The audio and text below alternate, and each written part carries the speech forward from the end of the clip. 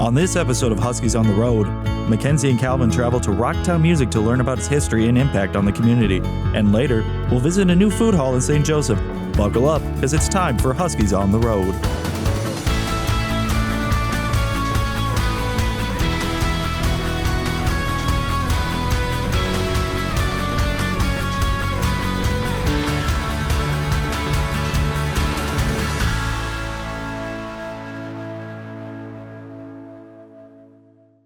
Welcome to Huskies on the Road, your guide to local businesses and experience in the Granite City area. My name is Ben Kuschel. I'm Calvin Emerson Geisel. I'm Mackenzie Harland. And guys, what's your favorite type of music? Personally, I like a lot of pop music or indie and sometimes a little bit of Broadway, but yeah, I mean just a bunch of Taylor Swift, Noah Kahan, Renee Rapp, Sabrina Carpenter, that's all I listen to really. I enjoy me some EDM, but on a really good day, I do like me some James Taylor. Well, speaking of music, our first location is Rocktown Music. Kenzie and Calvin, I heard you met with the founder and owner, Joel Knutson, to learn about the community connection. Yeah, it was awesome. Joel taught me how to play a song on the ukulele. Roll the clip! Off to Rocktown we go.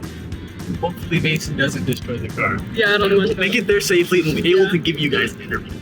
Real. I don't know. Oh, I played band. I did band in middle school. I was trumpet because obviously trumpets are the best. You can't not have to be the best. Okay? Yeah. So trumpets all the way. I only did it for 2 years though because we're not going to tell Joel that I only played for 2 years because he may not be happy with that. But yeah, I did play some a little bit. I played trumpet too. I was only in there for half a semester because I found out there was going to be a band trip. And I was like, I'm not about that life, so I'm only in it for the trips. You're like, nah, I'm good. I'm chill, it's fine. So it sounds like neither of us are super experienced with instruments in general. Yeah, not with instruments, no. Yeah, and especially not with string instruments, because we're obviously the superior brass instruments. Of course. But these string instruments, I don't know what we're gonna do about them, but hey, we're gonna have fun and Rocktown's gonna be a good time. Yeah.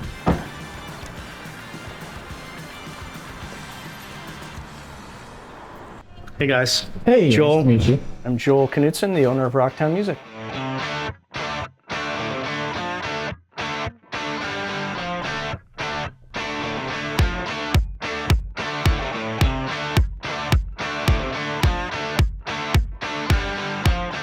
Let's take a look in the office here. Some pretty legendary stuff in your guitar I built and played lots and lots of gigs with. A Platinum Van Halen record.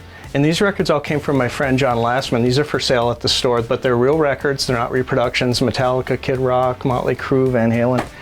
So we have weird stuff for sale. Like I said, if it's music related, we like it. It's definitely going to be We're definitely going to be able to sell it. So. And when else do you see the Van Halen autographs, since one of them's no longer with us? How has your relationship with music evolved over time? I always tell people that my first and earliest cognizant memory is being in my dad's car and hearing a Beatles song. So very early, and then I wanted drums, but I had a very smart dad who was paying himself through night school, who basically made a deal with my brother and I that we had to do violin or piano first, and then he'd buy us a drum set. By the time I was a teenager, I realized that I wasn't much of a drummer, and I'd kind of switched first from bass in my first rock band that ever played in front of anybody, and then I switched to guitar by the time I was 15, pretty much. And then I was playing in bands really non-stop ever since. You see, and then we have bass guitars on that wall. Also, we have a little pay homage to local bands that recorded 45. Okay. Oh, wow. Some pictures of bands that existed in the 30s. Yeah. And everything on these walls is new. Okay. And then kind of down the middle, the way we set up is all our pre-owned electrics, acoustics. Yeah. How would you say that Rocktown supports the local music community? Obviously, we can repair your instruments, and we have many teachers here. We have a really good piano teacher who's taught here for many years. We have a really good guitar teacher who also, both of those people have degrees, by the way. We try to hire people with actual 4-year music degrees like Amanda, who you've met. So we have the educational part of it. Then we have the repair part of it, and obviously we have new instruments from around 30 manufacturers, from drums to trumpets to guitars. So we can fix anything. We can sell things that aren't damaged because we inspect them, or if you buy it online, like we talked about earlier, you don't know if there's internal parts broken, where if somebody that's here inspects it, we would know what to look for. Right. We're going to make sure that they play properly and stay in tune. Otherwise, we just ship it back. So I feel like that's part of it too, because it's not just buying a book or something where they're all the same. The humidity can affect these so much in shipping that if you've never played, how do you know how to tune this? So I feel those are all things, and obviously having people that have worked here like Amanda and Chris, just those two people have worked here 25 years combined. So I feel like there's a lot of things, and obviously we do charity work and other things too. So there's little things. I don't know if I would put them in any kind of particular order. So this is our famous new acoustic room, but we have vintage stuff in here. So all the acoustics are new, but as you can see, all the other adornments are not new. So we just have, some of this is for sale, some of it isn't. All the art on the walls is for sale typically. A lot of it's, probably 90% of it's local Minnesota artists. We do not charge anything for a local artist to consign 2 paintings. Whatever they want for it, that's what they get. So a lot of this is just stuff that people from Minnesota have made over the years. So what I kind of realized is, rather than teaching somebody a guitar with extra strings and having to deal with a big clumsy instrument, these ukuleles, I can teach anybody. All you have to be is able to count to 4 and move 1 finger. All right. You care to take a dare? Let's do it. Let me try So it out. I'll give you the 100-year-old one. I tune these all up in advance. They're 4 notes, and if you hold 1 finger down, and these metal things are frets in the 3rd position, so I'm just going to have you push your index finger down right in front of my finger. Just push this string down. And then with your other hand, just take your thumb and strum straight down. Just let your thumb drop, like that. You just played a C chord. Well, look at that. And how hard was that? It didn't take very long at all. And I'll show you something that you could repeat really quickly. What I found with kids with special needs in particular is they know Christmas songs. Where you and I might know the newest pop song, or we might know the new Kelly song, or whatever we listen to. So they probably don't know that for a myriad of reasons, but they know Christmas songs, I found. So what I found is anybody can learn a Christmas song. And I'll just give you an intro to a song you can learn it. All you have to do is move this finger, the rest of it, and just strum like 1, 2, 3, 4. Now, see if you recognize this.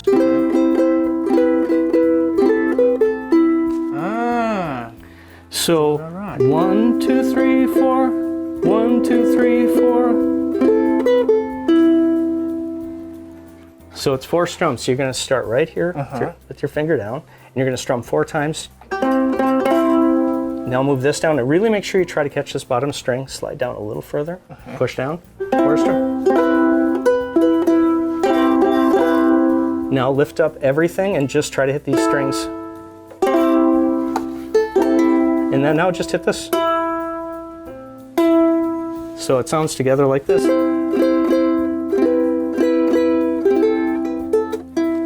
Okay. So the last one, you're just hitting this string.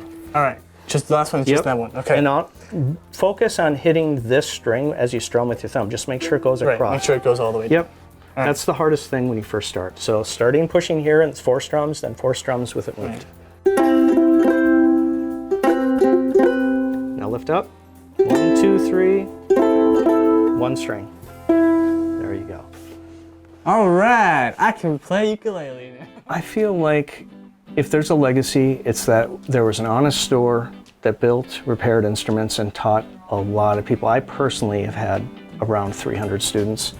So I feel like that's the legacy, is we supported the local community and we vicariously gave people happiness through music in one way or the other.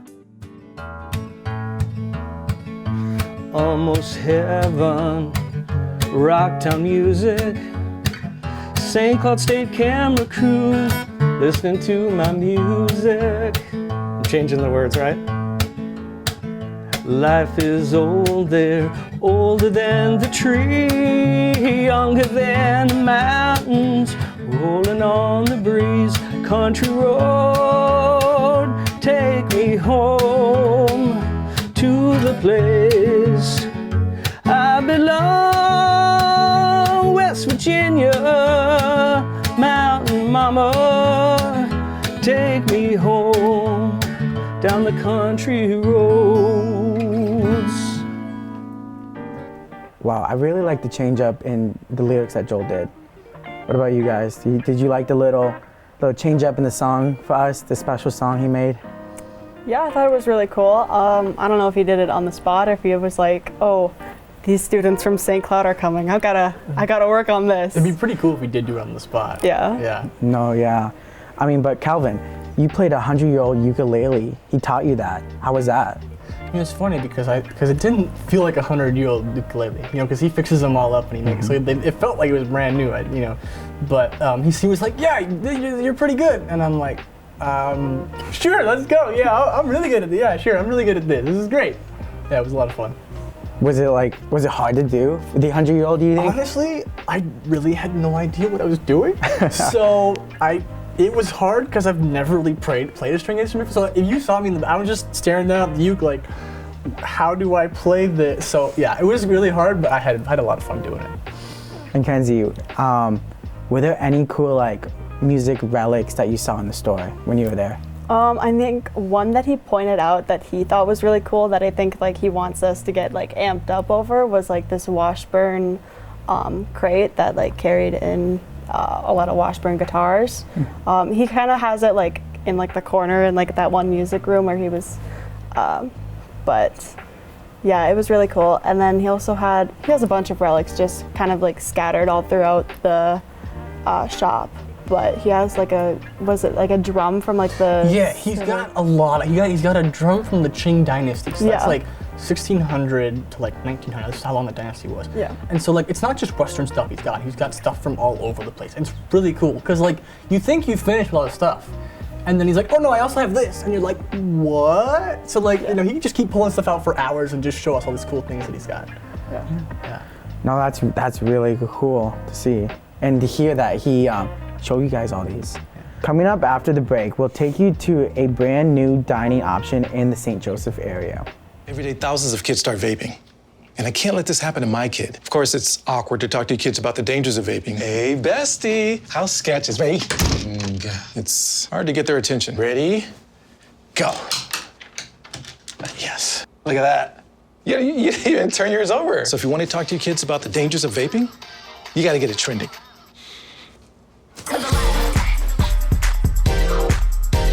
No, you're doing it wrong.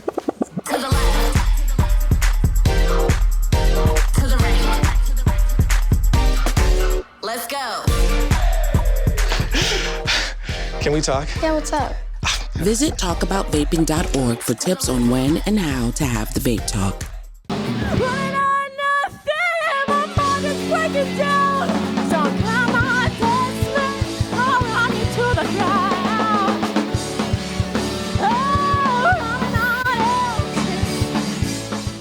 Hi, I'm Smokey Bear, and I made an assistant to help you out, because only you can prevent wildfires. Hey, Assistant Smokey Bear, call me Papa Bear, because I'm grilling up dinner.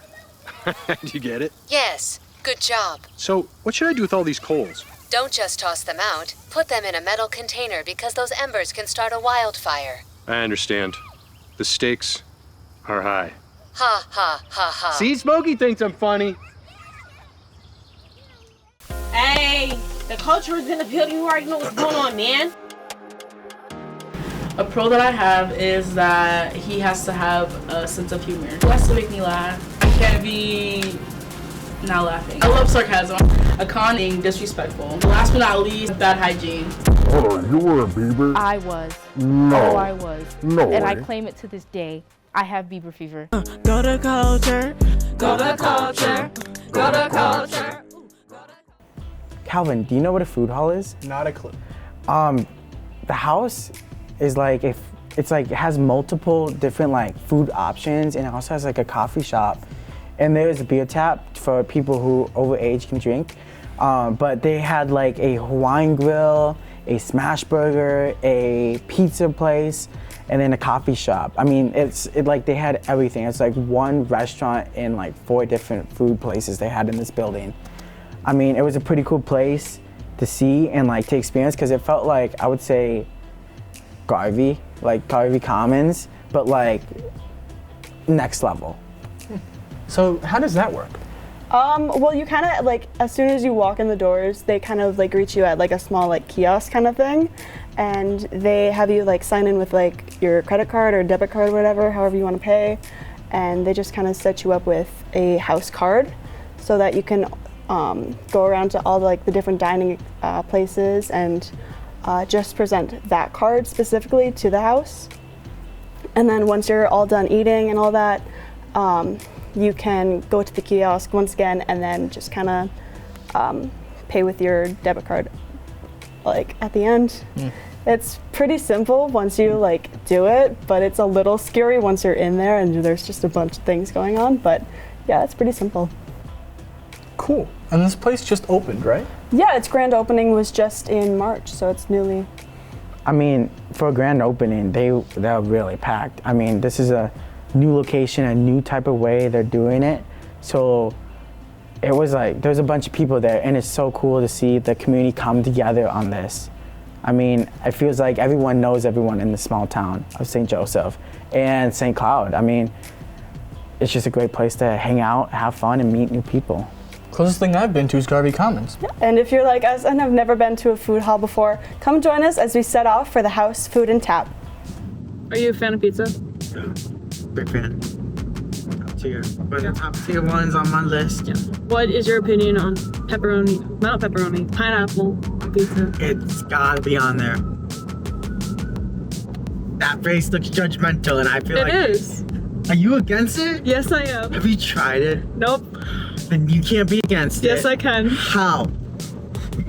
How? I mean, no, I go based on vibes, and I don't vibe with it. But I vibe with it. Yeah, you do. Yeah. It belongs there. No. Yeah, so the house and food. It's a really interesting place. Not many businesses are like that, so. Something unique. Yeah. I don't know. I mean, from what the photos on the website, it was cool when we did the research and stuff. I mean, they seem like they had a different way they want to run things in a regular place. Yeah.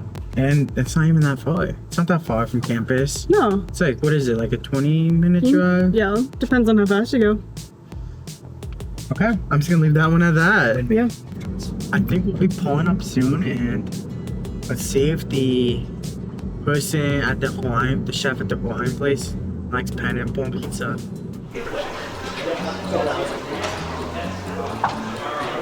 Hi. Hi. Hello, I'm Craig. And I'm Brianne. Welcome to the House Food and Tap.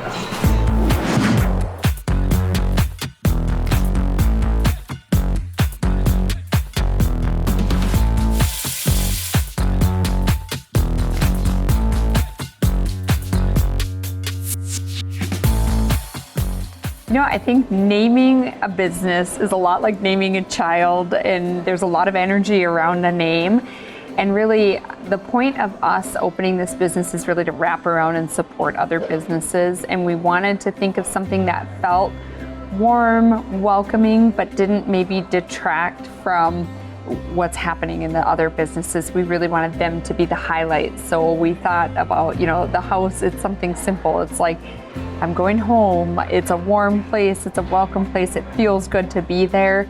And yet, at the same time, it's not a wild and crazy name that people go, what is in there, right? So they can see, okay, these are the other businesses. The highlight really is about them. The house is a simple name that hopefully helps people feel like it's a welcoming space. You a text when the food is ready, and then you can just take this up to any of the restaurants, and then you're good to go. Thank you. Go ahead and tap your card. So just there. Why did you choose locally owned or family businesses for this place? The thing about that is St. Joe is just such a really special, unique community, and it was important to us. There's a ton of talent out here, so it was important to us to give a launching pad for people that are local to try something that they wanted to do with a little bit less risk. So it was critical that we had as many local family-owned businesses as possible. I think for us, not just about the kitchens, I think about the building and the project as a whole. It was very important to us to engage as local as much as possible.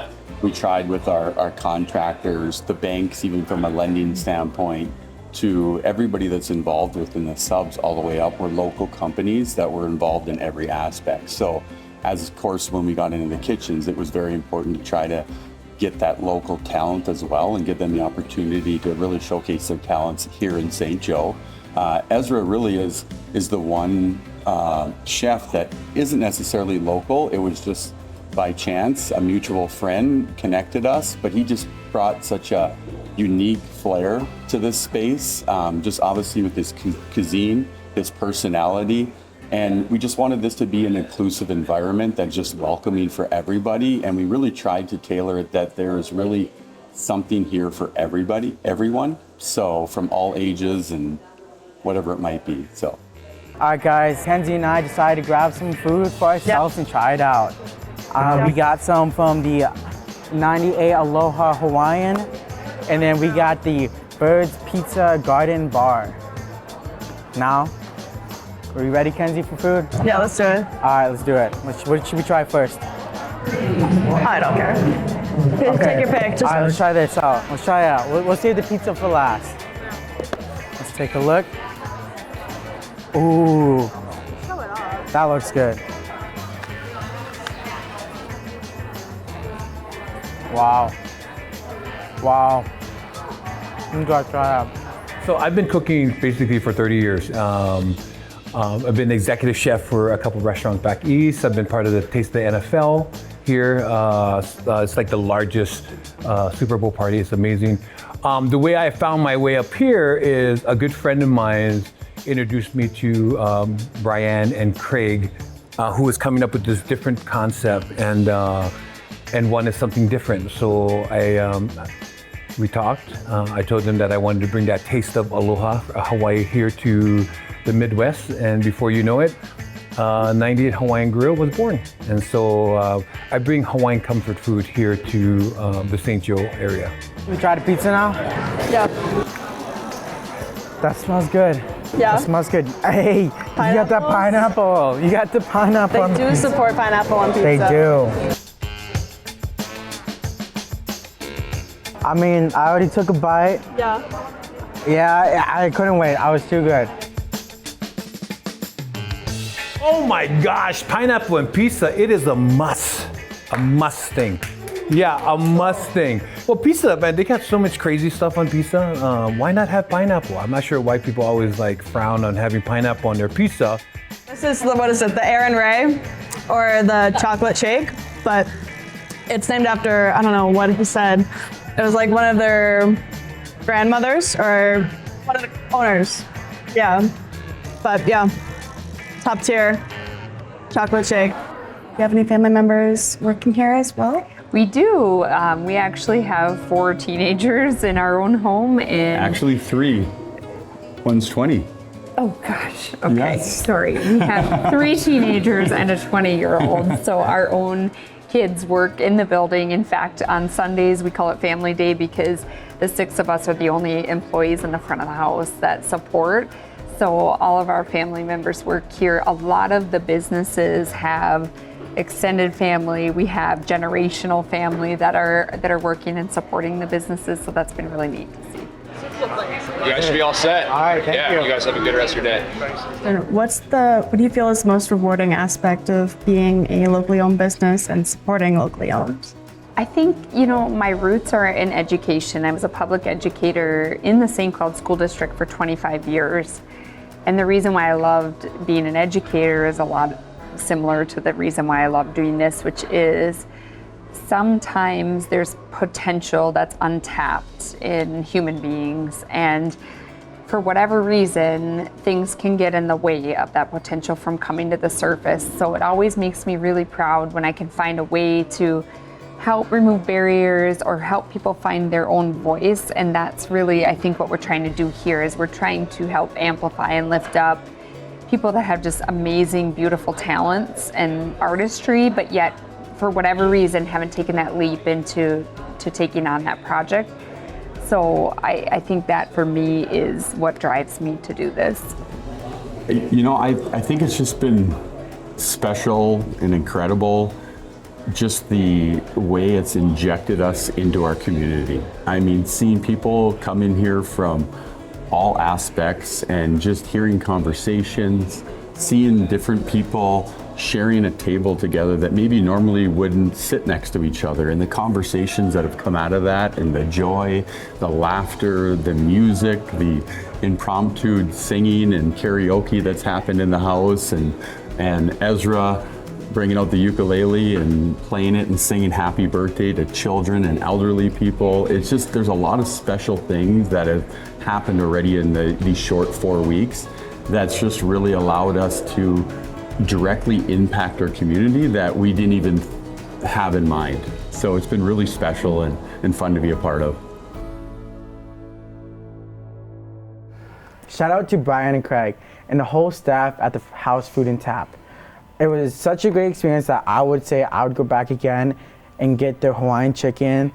It was such a delicious dish that I would totally recommend to anyone. Personally, I got one of their shakes from that burger place with the smash burgers. I wasn't in the mood for a burger, but their shakes were really good.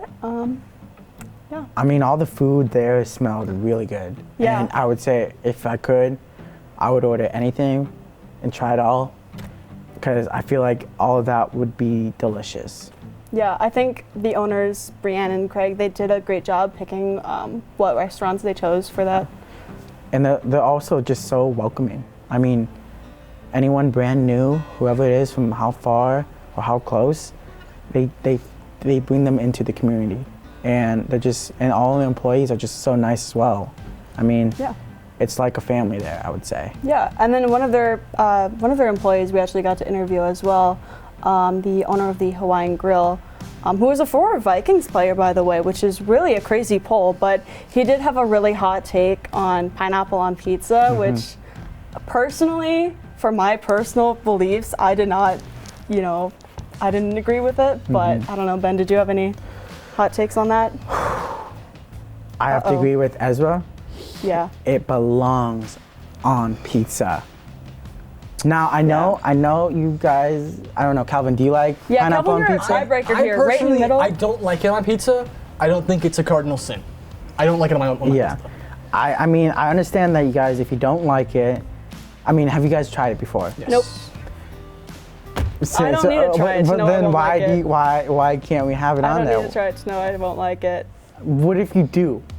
But what if I don't, and I just end up hating that pizza? And then that's an entire pizza just gone I to will waste. buy you a pineapple pizza just to take one slice and try it and see if you hate it or not. But I feel like we're running out of time for it right now, so let's wrap this up. You know what? It belongs. That's where I'm gonna leave it at. And to people at home who are watching this, it does not belong. It belongs. It does not belong. That about wraps up our show for this evening. We hope you enjoyed, and we will see you next time on Huskies on the Road.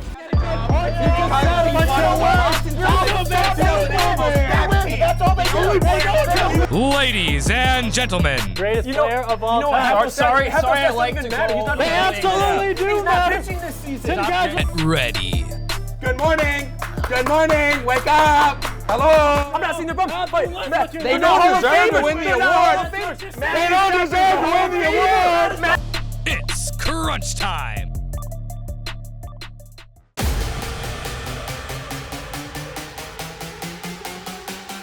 Walking right in these scores!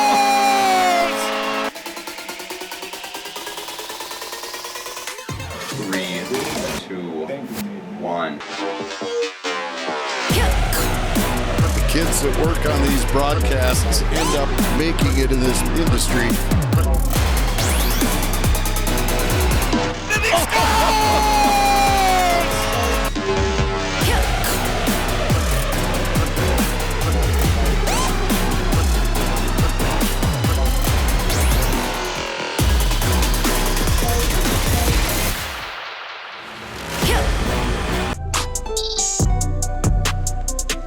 I'm an actor in an ad that was given 12 seconds to remind you that if you're high, just don't drive. Because if you feel different, you drive different. It's illegal to drive high everywhere anyway.